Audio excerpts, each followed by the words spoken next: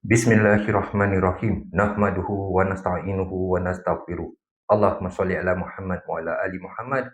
Assalamualaikum warahmatullahi wabarakatuh. Okey, insya-Allah video kali ini I nak share dan jelaskan sesuatu yang belum terlalu jelas sehingga menyebabkan kekeliruan dan orang yang melakukannya dengan cara yang salah. Ada satu video yang viral baru-baru ni tentang gabung solat. Solat sunat, solat sunat tahiyatul masjid, qabliyah, wudu, solat taubat, solat hajat dan istikharah. Okey, so kenapa saya katakan penjelasan yang belum terlalu jelas? Apakah saya ni lebih berilmu? Tidak. Tidak sama sekali. Sebenarnya kita harus faham bahawa di zaman teknologi ini, nenek-nenek, makcik-makcik, pakcik-pakcik dah pandai gunakan smartphone.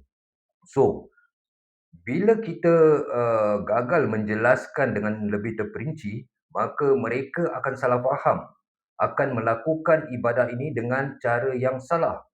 Actually, saya terima video ni dari dua orang yang berbeza pada sekitar bulan Mac kalau saya tak salah. Cuma because saya terlalu busy dan banyak juga message-message dan juga sedikit sibuk dengan kerja-kerja. So today saya alhamdulillah ada kesempatan nak share sikit dan menjelaskan sikit tentang solat yang boleh digabungkan atau tak boleh digabungkan. Especially solat taubat, menggabungkan solat sunat yang lain. Which saya percaya bahawa pasti ada beberapa ustaz yang sudah menjelaskan. Mungkin because saya belum lagi ada time untuk spend time dengan social media. Cuma ada beberapa perkara yang mungkin belum terlalu jelas. Okey, mari kita tengok video ni, video pendek ni, just to refresh so you all boleh faham video yang apa yang viral yang I nak discuss di video ini, insyaAllah. Sahaja aku solat sunat duha, serta sunat hajat, serta sunat taubat, serta sunat istikharah, serta sunat wudu, 2 rakaat kerana Allah Ta'ala.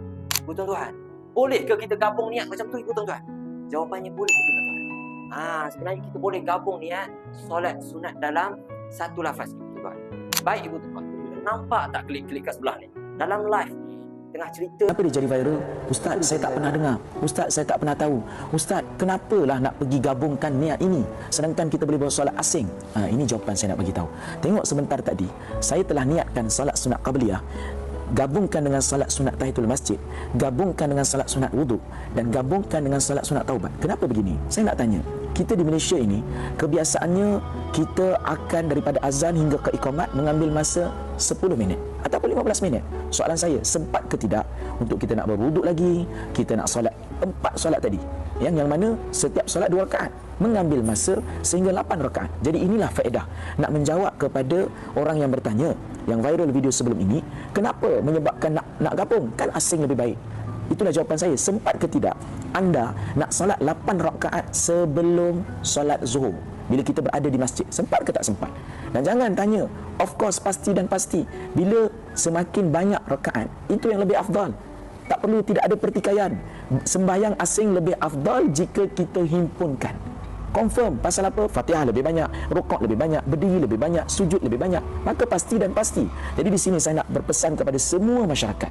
Hari ini sebenarnya kita duk kata, inilah ustaz akhir zaman bawa benda yang pelik-pelik. Saya nak tanya tuan, saya nak tanya masyarakat hari ini, sejauh mana dah kita ambil masa untuk belajar ilmu agama? Sebenarnya kita yang tak tahu dan kita tuduh orang yang salah. Jadi kami di bidang ini sebenarnya kami memang ada buku keluaran kami sendiri. Alhamdulillah. Okey, kita dah tengok dua video tadi. Okey, saya biasanya memang saya blurkan lah because tujuan saya bukan untuk menunjuk, memperkenalkan, mempromot atau mengaibkan sesiapa. The point yang kenapa saya tunjuk video ni tapi saya blurkan, the point is kita nak kena tahu apa yang disampaikan di dalam video itu, bukan siapa yang menyampaikannya. Okey, jadi kita jangan buka aib orang. Kita ni mudah-mudahan orang yang buat video tu dia pun dapat video saya dan mungkin dia ada alasan lain yang boleh menjelaskan dengan saya. Mungkin dia punya dalil-dalil yang lain yang dia boleh jelaskan pada saya. Tapi so far apa yang saya belajar selama beberapa tahun ini, inilah penjelasan yang saya akan berikan. Okay, firstly tentang niat which niat ni banyaklah I pernah jelaskan tentang niat di dalam video saya di YouTube. I think about 4-5 tahun dulu, saya tak ingat, but insyaAllah saya akan cari waktu untuk menjelaskan, membuat video satu lagi tentang niat. Okay, itu first tentang niat. Okay, di sini saya nak jelaskan sedikit tentang tujuan, erti solat taubat dan beberapa solat sunat yang lain. Okey, di sini kita kena faham perbezaan antara taubat dan minta ampun, beristighfar minta ampun.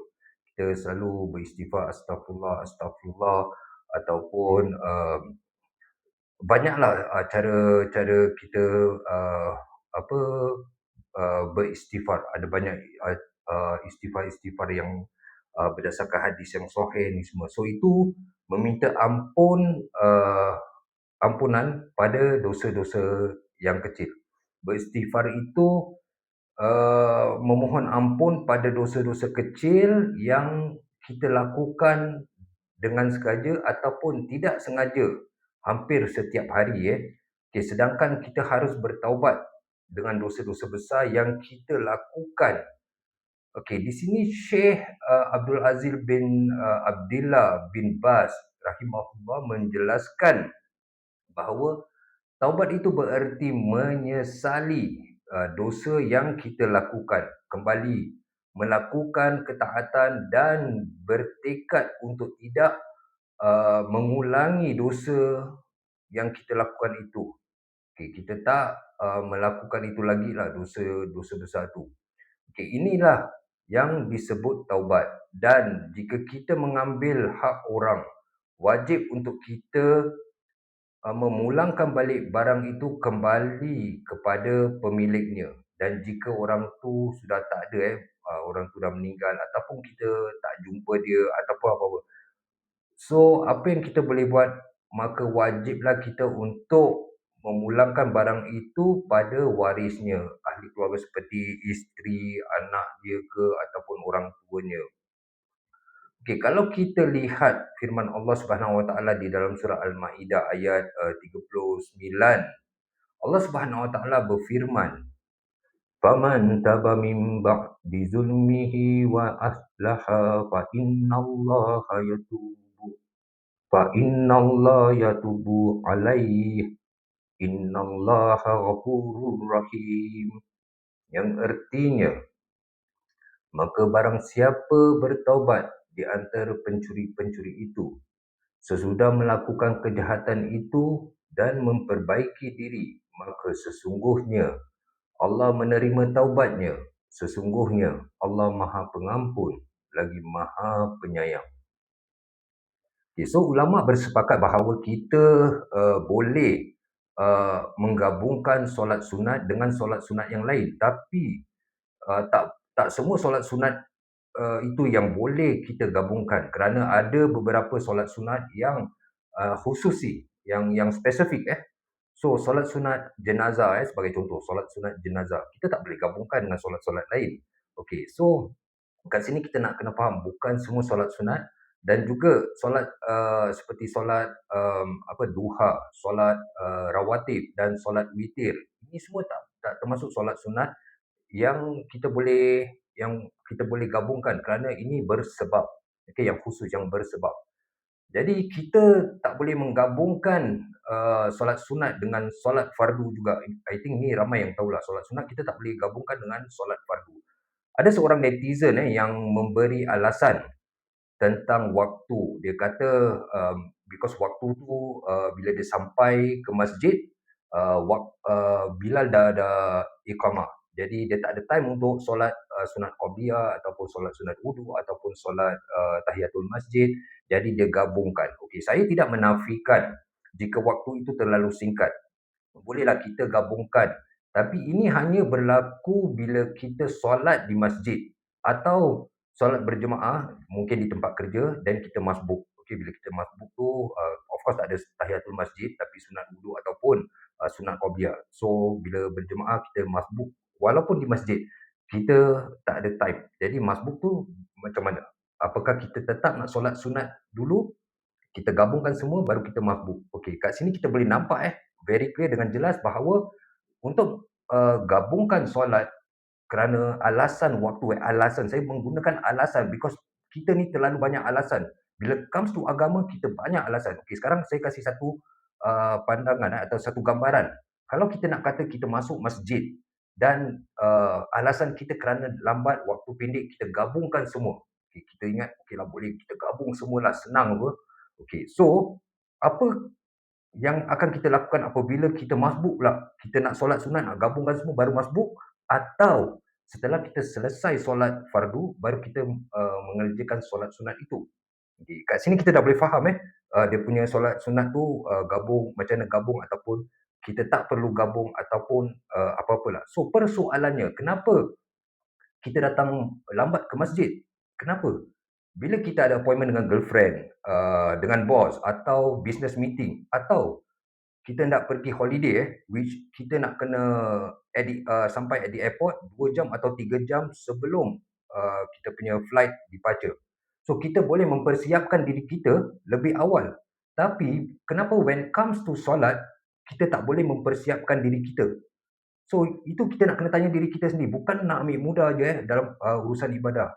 Yang kedua, kita boleh solat tahiyatul masjid atau solat qabliyah setelah selesai solat fardu. Jika kita memang tak pernah tinggalkan solat qabliyah, solat tahiyatul masjid.